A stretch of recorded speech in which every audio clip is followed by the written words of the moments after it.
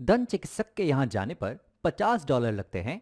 अगर दंत चिकित्सक कोई गुहा भरता है तब उसके अलग से $100 देने होते हैं। अगर दंत चिकित्सक n गुहा भरता है तब कुल कितना मूल्य देना होगा? अपने उत्तर को व्यंजक के रूप में लिखें।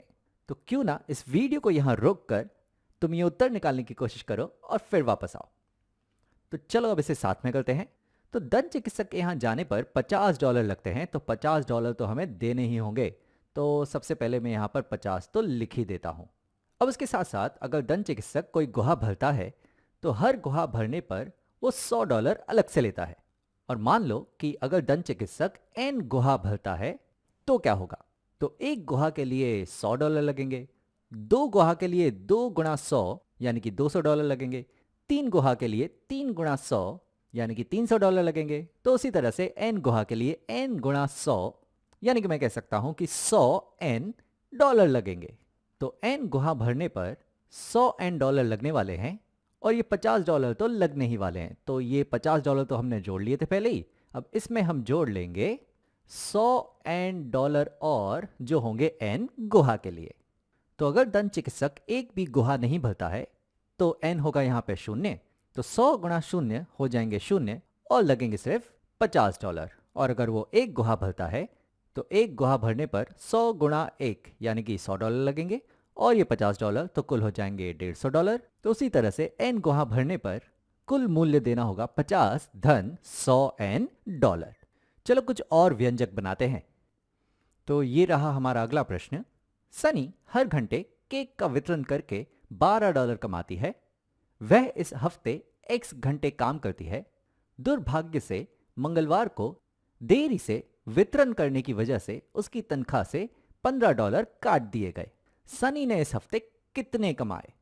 तो इस हफ्ते सनी x घंटे काम करती है और हर घंटे केक का वितरण करके वह $12 कमाती है। तो x घंटे काम करके उसने 12 गुणा x यानी कि $12x कमाए होंगे। तो यहां आ जाएगा 12x।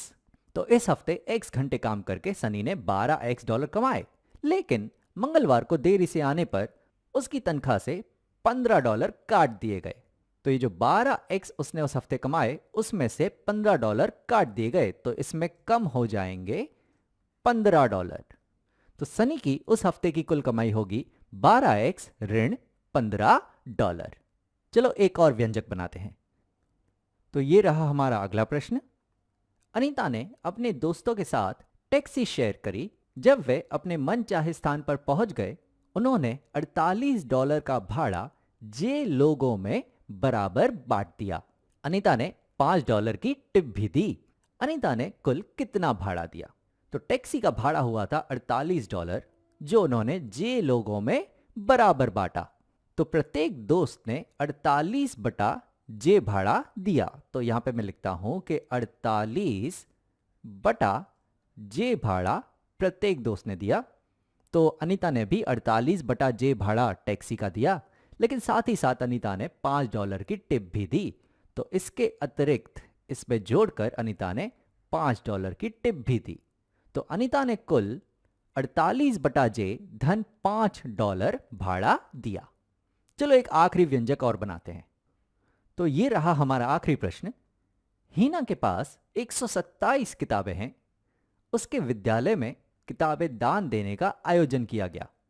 उसके विद्यालय में Z छात्र हैं और प्रत्येक छात्र समान संख्या की किताबें दान करता है और कुल मिलाकर 300 किताबें दान करते हैं। तो Z छात्र समान संख्या में किताबें दान करके 300 किताबें दान करते हैं। आगे हमें दिया गया है दान करने के बाद हीना के पास कितनी किताबें बचेंगी। तो हीना के पास सबसे पहले तो 127 किताबें हैं। तो यहां पर सबसे पहले मैं लिख देता हूं कि 127 किताबें हीना के पास हैं और हीना के विद्यालय में हीना को मिलाकर कुल Z छात्र हैं और प्रत्येक छात्र समान संख्या में किताबें दान करता है और कुल मिलाकर वे 300 किताबें दान करते हैं। तो 300 किताबें कुल मिलाकर दान की Z छात्रों ने, तो प्रत्येक छात्र ने 300 बटा Z किताब दान की। तो सीधी सी बात है कि हीना ने भी 300 बटा Z किताबें दान दी। तो हीना के पास थी 127 किताबें, उसमें से उसने दान कर दी 300 बटा Z किताबें। तो हीना के पास अब बच जाएंगी 127 ऋण 300 बटा Z किताबें।